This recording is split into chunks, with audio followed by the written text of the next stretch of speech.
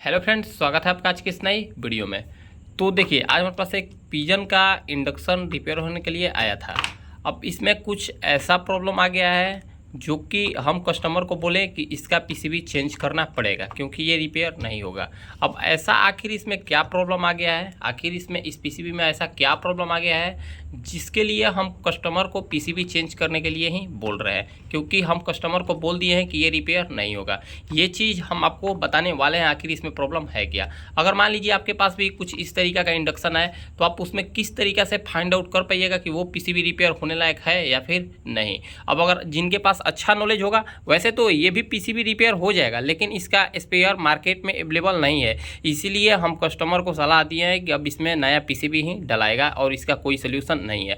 अब मान लीजिए आपके पास कोई सा भी इंडक्शन का पीसीबी है, आप नए हैं पुराने हैं, अगर आपके पास कोई सा भी इंडक्शन का पीसीबी है तो आप उसमें किस तरीका से अंदाज़ा लगा सकते हैं, किस तरीका से आप उसको चेक कीजिएगा और चेक करके कंफर्म होकर कस्टमर को बता दीजिएगा कि हाँ इसमें इतना खर्चा लगेगा या फिर ये पीसीबी हमारा सही होगा भी या फिर नहीं। अब चलिए हम सबसे पहले आपको टॉपिक की ओर ले चलते हैं। सबसे पहले हम अपना फ़ोन को स्टैंड पर सेट करते हैं, फिर हम आपको इसमें एक्चुअल प्रॉब्लम क्या है हम आपको दिखाने का प्रयास करते हैं। तो देखिए, सबसे पहले हम आपको प्रॉब्लम से मिला देते हैं इसमें एक्चुअल समस्या क्या है। देखिए, हम इसके मेन लीड को अपने इस सीरीज से कनेक्ट कर दिए। अब हम इसमें सप्लाई देते हैं और सप्लाई देने के साथ साथ आप इस पर ध्यान दीजिएगा इसमें सप्लाई आ रहा है या फिर नहीं। तो देखिए, हम इसमें सप्लाई दे दिए लेकिन अभी इसमें कोई सा भी लाइट ग्लो नहीं हो रहा है। मतलब इससे ये पता चल रहा है कि इसमें सप्लाई नहीं आ रहा है, जबकि हम आपको इसका 220 वोल्टेज चेक करा देते हैं कि इसमें कितना वोल्टेज सप्लाई आ रहा है। देखिए, मीटर को हम एसी रेंज पर रख दिए। मीटर को एसी रेंज पर रखने के बाद सबसे पहले हम आपको एक बार एसी वोल्टेज इसका चेक करा देते हैं, इसमें एसी वोल्टेज कितना आ रहा है।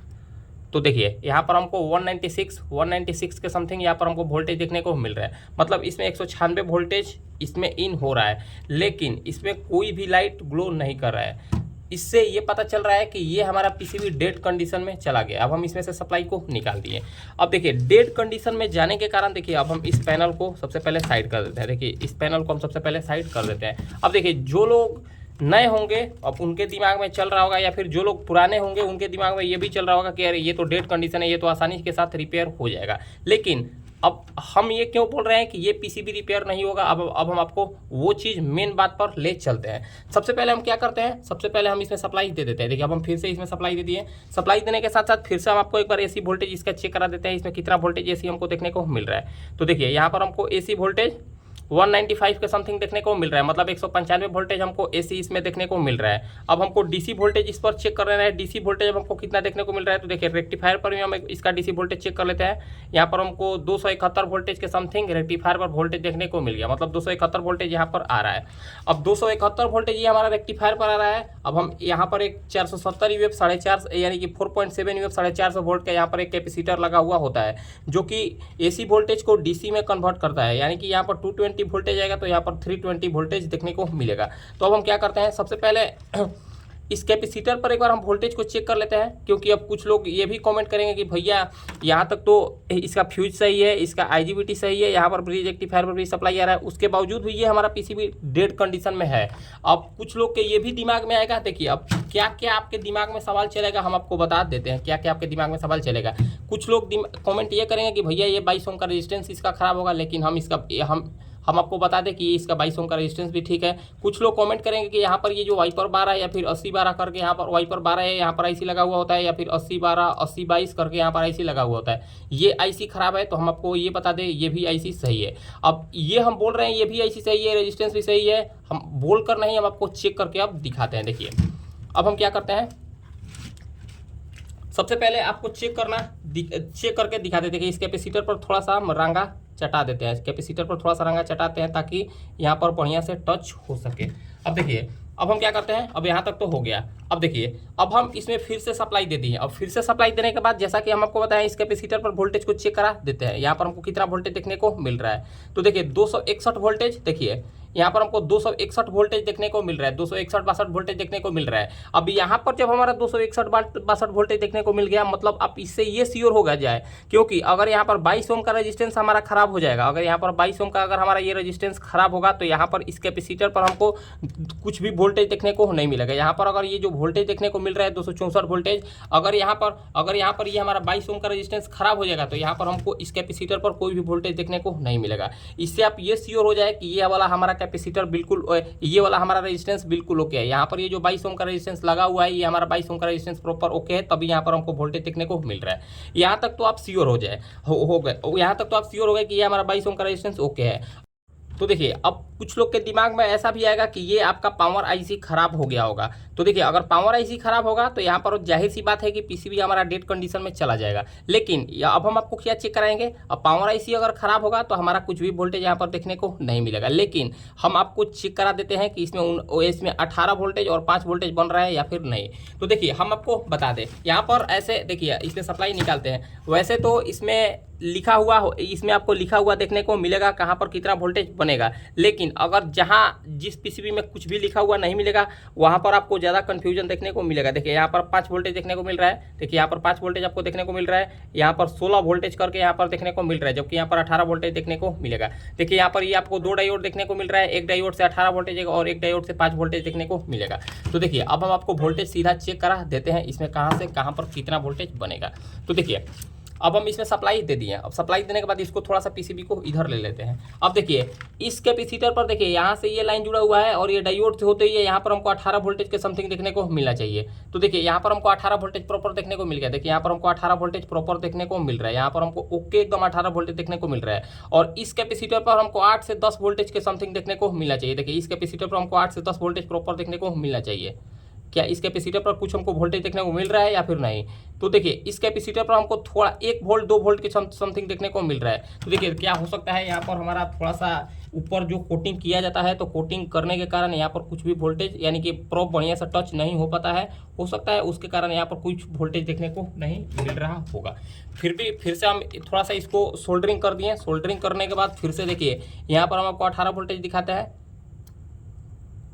देखिए, यहाँ पर हमको 18 वोल्टेज देखने को मिल गया है। यहाँ पर हम फिर से एक बार वोल्टेज चेक कर लेते हैं। तो देखिए, यहाँ पर हमको 5 वोल्टेज, 3 वोल्टेज, 6 वोल्टेज, देखिए यहाँ पर हमको 6 वोल्टेज प्रॉपर देखने को मिल गया। देखिए, यहाँ पर हमको 6 वोल्टेज प्रॉपर देखने को मिल गया। अब यहाँ पर जब हमको 6 वोल्टेज देखिए, यहाँ पर ये जो 6 वोल्टेज आपको देखने को मिल रहा है, यहाँ पर ये जो 6 वोल्टेज, फिर से हम आपको थोड़ा सा करीब से दिखाने का कोशिश कर रहे हैं। देखिए, यहाँ पर ये 6 वोल्टेज, देखिए ये थोड़ा सा डिस्चार्ज हम इसको कर लेते हैं।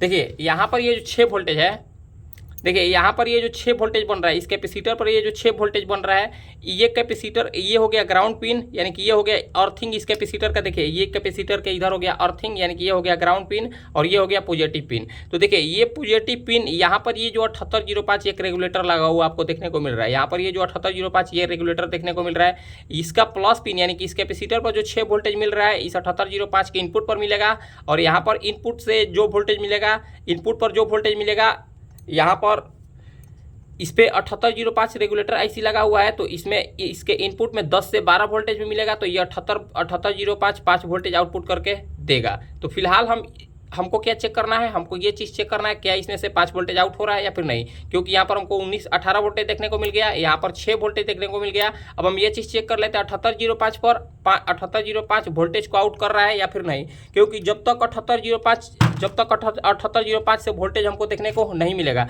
तब तक ये हमारा माइक्रो आईसी ऑन नहीं होगा। और जब तक माइक्रो आईसी ऑन नहीं होगा, तब तक डिस्प्ले में कोई भी सप्लाई हमको देखने को नहीं मिलेगा।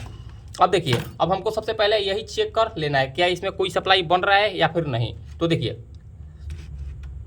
अब हम सप्लाई दे दिए। अब सप्लाई देने के बाद फिर से हम इस कैपेसिटर पर एक बार वोल्टेज को चेक कर लेते हैं। तो देखिए, यहाँ पर हमको 6 वोल्टेज देखने को मिल गया। अब इसके इनपुट पिन पर, इस 7805 के इनपुट पिन पर सेम यही वोल्टेज देखने को मिलना चाहिए। देखिए, यहाँ पर हमको 6.34 वोल्टेज देखने को मिल गया। अब इसके आउटपुट पर हम एक बार वोल्टेज को चेक कर लेते हैं। तो देखिए, इसके आउटपुट पर हमको 1.38 के समथिंग वोल्टेज देखने को मिल रहा है। देखिए, इसके आउटपुट पर हमको 1.38 के समथिंग वोल्टेज देखने को मिल रहा है। अब सप्लाई निकाल देते हैं। देखिए यहाँ पर इस 7805 के इनपुट पिन पर 6 वोल्टेज देखने को मिल रहा है, तो इसके आउटपुट पिन पर वैसे तो यहाँ पर हमको कुछ वोल्टेज कम देखने को मिल रहा है, यहाँ पर कम से कम 10 वोल्टेज के समथिंग, 8 से 10 वोल्टेज के समथिंग देखने को मिलना चाहिए, लेकिन इस 7805 के आउटपुट पिन पर 1 वोल्टेज आउट हो रहा है। अब ये जो 1 वोल्टेज आउट हो रहा है ये तो वोल्टेज गलत है, क्योंकि यहाँ से हमको 5 वोल्ट आउटपुट होना चाहिए, यहाँ पर ये हमारा वोल्टेज कम आ रहा है। अब ये 7805 के आउटपुट पिन से क्यों वोल्टेज कम आ रहा है? क्या ये हमारा 7805 खराब है, या फिर ये हमारा आगे कोई प्रॉब्लम है, या फिर हमारा क्या ये माइक्रो आईसी शॉर्ट है? ये चीज़ हम आपको अब बताने का प्रयास करते हैं। तो अब हम क्या करेंगे, सबसे पहले हम मीटर को डायोड रेंज पर रखते हैं। सबसे पहले हम मीटर को डायोड रेंज पर रखते हैं और इसके इनपुट पिन पर हम एक बार शॉर्टिंग को चेक कर लेते हैं, क्या यहाँ पर कोई हमको शॉर्टिंग देखने को मिल रहा है। तो देखिए 1.36 के समथिंग शॉर्टिंग देखने को मिल रहा है, मतलब ये हमारा शॉर्ट नहीं है। अब इसके आउटपुट पिन पर हम एक बार शॉर्टिंग देख लेते हैं कि यहाँ पर कोई हमको शॉर्टिंग देखने को मिल रहा है। तो देखिए हम आपको करीब से दिखाने का कोशिश करें। देखिए हम आपको क्या समझाना चाहते हैं। तो देखिए इसके आउटपुट पिन पर देखिए 0.008 के समथिंग यहाँ पर शॉर्टिंग हमको देखने को मिल रहा है। 0.008 के समथिंग हमको शॉर्टिंग देखने को मिल रहा है, मतलब कि इसमें शॉर्टिंग है। देखिए मतलब कि इसमें शॉर्टिंग है, 0.008 के समथिंग यहाँ पर हमको शॉर्टिंग देखने को मिल रहा है। मतलब इसमें इस पीसीबी में कहीं ना कहीं शॉर्टिंग जरूर है। हो सकता है ये हमारा रेगुलेटर आईसी शॉर्ट हो सकता है ये हमारा रेगुलेटर आईसी शॉर्ट हो, या फिर हो सकता है ये हमारा माइक्रो आईसी शॉर्ट हो, क्योंकि ये 7805 से सीधा आउटपुट सप्लाई इस माइक्रो आईसी को जाता है। ये हो सकता है हमारा 7805 शॉर्ट हो, या फिर हो सकता है ये हमारा माइक्रो आईसी शॉर्ट हो। तो अब हम क्या चेक करेंगे, सबसे पहले अब हम क्या करेंगे, यहाँ पर ये हम ट्रेस करेंगे कि देखिए 7805 का आउटपुट पिन इस माइक्रो आईसी के कितने नंबर पिन पर जा रहा है। तो देखिए यहाँ पर ये 78 का आउटपुट पिन हो गया। यहाँ से इस पॉइंट को हम ट्रैक करेंगे। देखिए यहाँ पर आया और यहाँ से होते हुए देखिए इस ट्रैक से देखिए यहाँ पर और इस पिन पर जा रहा है। देखिए यहाँ से इस पिन पर जा रहा है। तो हम क्या करेंगे, हम यहाँ पर इस पिन को देखिए हम यहाँ पर इस पिन को डिस्कनेक्ट कर देंगे। देखिए हम यहाँ पर ये जो 7805 पर जो सप्लाई जा रहा है उस सप्लाई को हम ब्रेक कर देंगे, यानी कि उस प्रिंट को हम एक बार ब्रेक करके देखते हैं। देखिए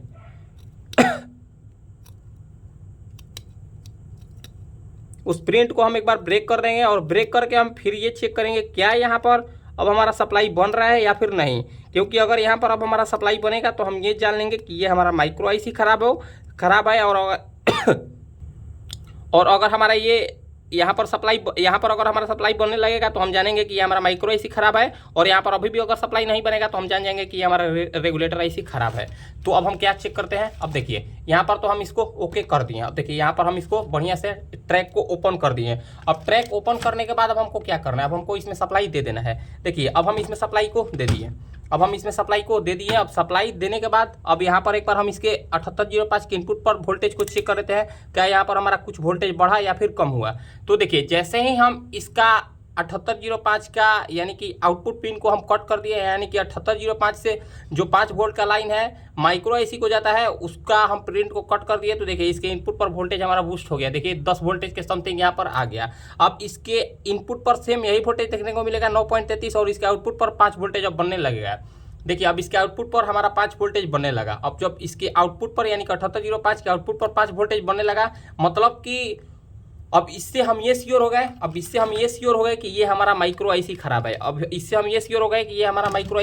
अब माइक्रो आईसी खराब है तो हम ये माइक्रो आईसी को तो हम खुद चेक कर लिए थे कि ये हमारा माइक्रो आईसी इस पीसीबी का खराब है। अब ये माइक्रो आईसी मार्केट में अवेलेबल नहीं है। अब ये माइक्रो आईसी ये जो है ये मार्केट में अवेलेबल नहीं है, और जब तक ये माइक्रो आईसी हमको नहीं मिलेगा तब तक हम इस पीसीबी को रिपेयर नहीं कर पाएंगे। और अगर ये हमारा माइक्रो आईसी मार्केट में मिल जाता है तो हम इसको आसानी के साथ रिपेयर कर देंगे। ये हमारे लिए काफ़ी आसान काम हो जाएगा। तो देखिए कुछ इसी चीज़ को देखते हुए हम ग्राहक को ऐसा बोल दिए हैं कि आपको इस पीसीबी को चेंज ही कराना पड़ेगा, इसका कोई सोल्यूशन नहीं है, क्योंकि इसका माइक्रो आईसी मार्केट में अवेलेबल नहीं है। तो देखिए आपको ये हमारा जानकारी कैसा लगा, अगर आपको हमारा ये जानकारी अच्छा लगा हो तो फ्रेंड्स वीडियो को लाइक करें, कमेंट करें और हमारे चैनल को सब्सक्राइब जरूर करें, क्योंकि इतना डीपली जानकारी आपको कहीं देखने को नहीं मिलेगा। इतना डीपली जानकारी आपको कोई देना नहीं चाहता है। तो चलिए मिलते हैं किसी नेक्स्ट वीडियो में। आज के लिए इतना ही, धन्यवाद।